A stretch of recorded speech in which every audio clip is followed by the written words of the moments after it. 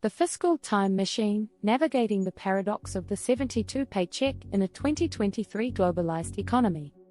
In this era of lightning-fast technology and the embrace of an interconnected world economy, it's easy to imagine the march of progress leaving everyone better off. Yet, as we look around, the mirage starts to fade. Despite the dazzling dance of productivity surges and expanded global trade, real wages, especially in advanced economies such as the United States, remain stubbornly stagnant, oddly reminiscent of their early 1970s state. To untangle this enigma, we must journey into the intertwined realm of real wages and globalization, and understand the dance of their invisible hands in our world economy. Let's simplify real wages. In essence, real wages are a measure of how much a person's salary can buy in goods and services, a reflection of purchasing power adjusted for inflation. Since 1972, the numbers on the paychecks have inflated, but their purchasing power, their true value, hasn't moved up the ladder. So, the crux of the matter is this: the average worker's buying power remains largely unchanged compared to that of a worker nearly 50 years ago. The causes behind this stagnation are a convoluted mix of declining labor union influence, rapid automation, certain policy choices, and crucially, globalization. Globalization, the process that has stitched the world's economies, societies, and cultures into a grand tapestry, has significantly reshaped our world over the last 5 decades. It has fostered a robust flow of goods, services, people, and information across national borders, mostly powered by groundbreaking technological advancement. Theoretically, globalization ought to spur economic growth, enhance productivity, generate jobs, and boost wages. However, this theory unfolds quite differently when confronted with reality. Globalization has indeed given birth to vast wealth, but it has also been a catalyst for rampant economic inequality. The treasures of globalization have mostly enriched society's upper crust, while the middle and lower income classes scurry to keep pace. The roots of this income inequality lie in multiple intertwined factors. Firstly, globalization has encouraged a migration of manufacturing jobs from high-cost developed nations to low-cost developing ones. This offshoring has gradually chipped away at the bargaining power of workers in developed countries, reining in wage growth. Secondly, with technology as its steed, automation has become increasingly prevalent, favoring capital over labor. Traditional, routine jobs are increasingly succumbing to automation or digitalization, reducing demand for these roles and, thus, stifling wage growth. Moreover, globalization has fueled a cutthroat competition, not just among businesses, but also among workers. In this vast global labor market, workers from diverse regions are competing for the same job roles, often resulting in wage suppression.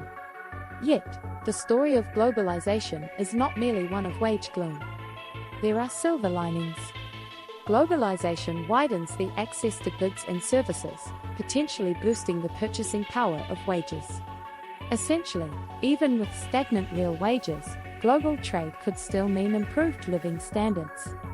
By fostering a more integrated global economy, globalization can unlock new markets, stimulate innovation, and foster economic resilience.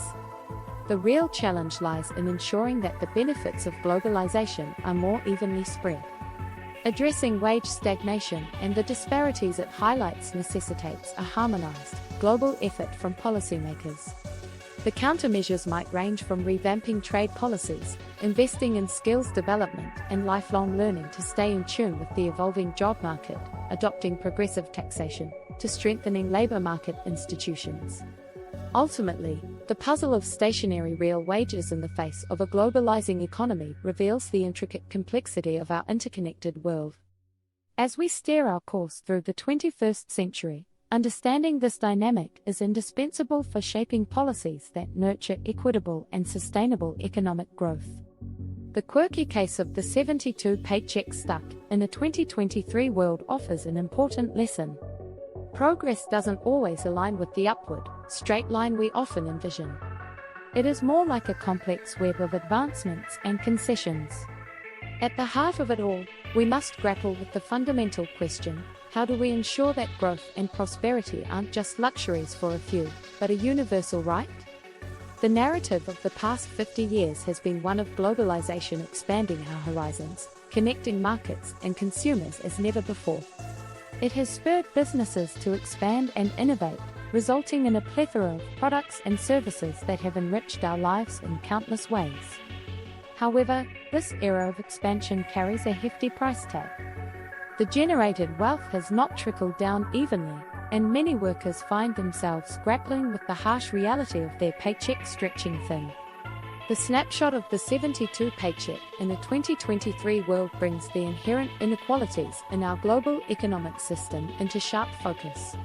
It stands as a stark reminder that our current trajectory of globalization, while rewarding in many respects, falls short of delivering the broad-based benefits it potentially could. Therefore, it falls upon policymakers to confront this issue head-on.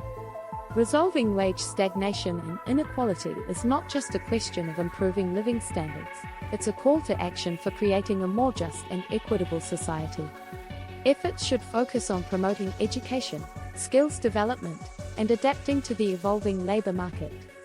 Progressive taxation and redistribution policies can help ensure that the fruits of economic growth are shared more equitably. In conclusion, the 72 paycheck is a wake-up call for us to rethink our approach to globalization and economic growth. It serves as a potent reminder that we have the potential to create a better, more inclusive future, which is a goal well worth our collective pursuit.